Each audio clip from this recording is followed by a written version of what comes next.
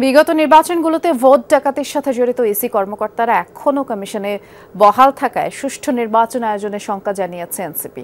ইসিকে সংশোধন হতে সুযোগ দেওয়ার কথা জানিয়েছেন দলটির মুখ্য সমন্বয়ক নাসির উদ্দিন পাটোয়ারি। দুপুরে নির্বাচন ভবনে নিবন্ধন আবেদনের শেষ দিনে দলটি প্রয়োজনীয় নথিপত্র জমা দেয়। পরে প্রধান নির্বাচন কমিশনার এএমএম নাসির উদ্দিনের সাথে বৈঠক করে এনসিপি প্রতিনিধি দল নিবন্ধনে প্রয়োজনীয় নথিপত্র জমা দেওয়া হয়েছে বলে এনসিপি নেতারা জানিয়েছেন। দলের মুখ্য সমন্বয়ক নাসির উদ্দিন পাটোয়ারি আশা প্রকাশ করেন নির্বাচন কমিশন নিরপেক্ষভাবেই ভোট আয়োজন করবে। সিএসির সাথে বৈঠকে প্রবাসী ভোট, নির্বাচনে এআই প্রযুক্তি ব্যবহারের সচেতনতা সহ বেশ কিছু বিষয় আলোচনা হয়েছে বলেও জানান তারা।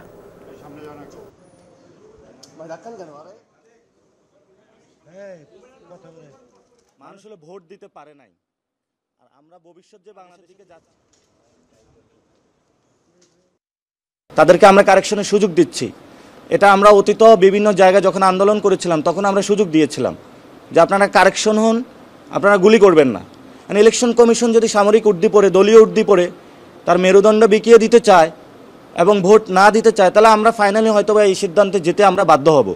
কিন্তু আমরা তাদেরকে এখনও সুযোগ দিচ্ছি, তাদের সে শুভোদয় হোক এবং গণতান্ত্রিক প্রক্রিয়া আসুক, ভোট নেওয়ার প্রসেস তারা শুরু করে বাংলাদেশকে গণতান্ত্রিক প্রক্রিয়ায় নিয়ে যাওয়ার জন্য তারা সচেষ্ট হোক।